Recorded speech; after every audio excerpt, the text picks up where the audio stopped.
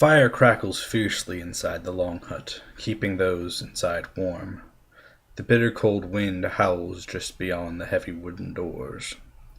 The Earl sits at the table, feasting with his warriors. His berserkers sit in their honored seats, eyeing the men around the room. Suddenly, the heavy wooden doors burst open, letting the icy wind rip through the hall. A man dressed in dark and tattered clothes stumbles into the hall, falling before the Jarl. His warriors hesitate and then rush to pick up the old man. They find his face scarred and bloodied.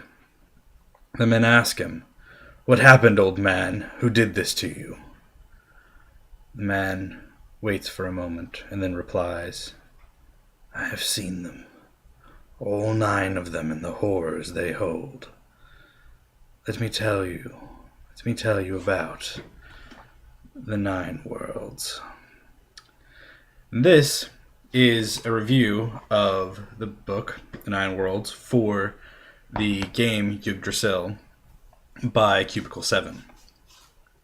Now, this book is... it's a good read. It adds a lot to the game in the sense that it covers a lot of the lore and mythology of the game, but it's of arguable usefulness. And that is because by using this book, you are ensuring that your game is going to have a lot of supernatural ties to it, which depends on how you're running your game, is, a good or a bad thing. It really heavily depends on what you want your game to be. But ultimately, I find this book useful. But to get started on the book, so the book details the 9 worlds of Norse mythology. Muspelheim, the land of desolation; Niflheim, the world of mist; Jotunheim, Alfheim, Vanaheim, Nidavellir, Midgard, and Svartalheim. And minor gods of Asgard, half-breeds, traits, and powers. And I know that's all, it covers each of the 9 worlds, in a fair amount of detail, actually. If you study Norse mythology, this book, may be lacking in some areas. But for those who haven't ever really studied Norse mythology to a keen level, this book is really helpful. It, gives a brief summary of what the realm looks like. Is it charred? Is it like Muspelheim? Is it, dark and dreary? Who rules it? How do the people interact? And most importantly, what thing there is most likely to kill your mortal characters? Because this book cannot express enough how terrifying and powerful the supernatural and divine are in comparison to mortals. So that adds a really cool element that, your Viking raiders or, whatever, they aren't, the most powerful thing all the time, which adds a nice element of fear and, depth to your game when, drawing your axe and charging into battle, praising Odin is not always the best choice, and sometimes is absolutely the worst. So I really like that, and I really like the detail that they went in with each of the worlds, because, like I said before, they detail the ruler, but they also detail notable places that you would possibly visit, like great halls or cities, because these places will have various cities, but also some of the political situation in some of the realms that you're more likely to go to, or that would actually have a political situation.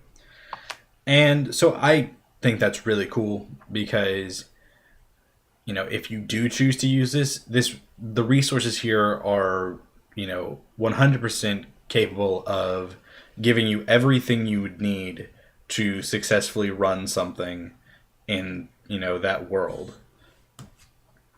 Also, the art of this book is really cool. It's all very high quality black and white art, which I find, in some ways I sometimes prefer black and white art, just because I feel that when you add color, it it can turn a really stunning piece of art really cool or really really bad. Whereas black and white, makes everything kind of feel very calm but also rather sinister. So that's just my personal preference on art. But also, all of these worlds at the backs will have that stats for typical things. Like for Niflheim, there's a typical Hell Warrior, typical Shadow, guard dogs. Um, that would obviously the guard dogs are unique to guarding the leader of Niflheim, and so that's all really really helpful. It also details some new traits and powers based around the new creatures that are introduced. Um, but one of the biggest things about this book, and it takes up, I think, about half the book ultimately, because it details the 9 worlds, and then out of yeah, so for 60 pages, it details, so literally half the book is about the 9 worlds and things related to the 9 worlds, with like a page devoted to like half breeds and some traits and powers and stuff. The other half is 3 adventures, 2 of which are very short, rather one shot esque, detailing, little things here and there that all tie into the village in the first adventure, Rohald, in Denmark, I believe is where Rohald is.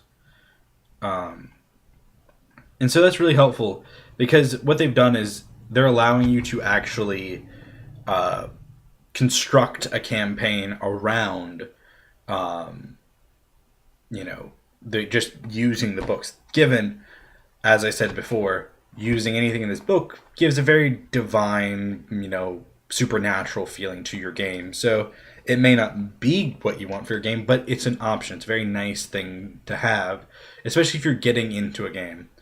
Learning how it runs, how it feels, using some pre-made adventures to, get your feet wet in running a game, I feel is always extremely helpful. And this one actually has a direct continuation to Offering to the Great Winter in the core rulebook. So the two one shots are tied around. It can be placed in it, but this one actually, the Forgotten Oath, is a direct continuation of Offering to a Great Winter, and is the brunt of it. It's 50 of the 60 pages devoted to adventures in this book. So it's a really sizable adventure. And on my first read through, it is not nearly as railroaded as Offering to a Great Winter was.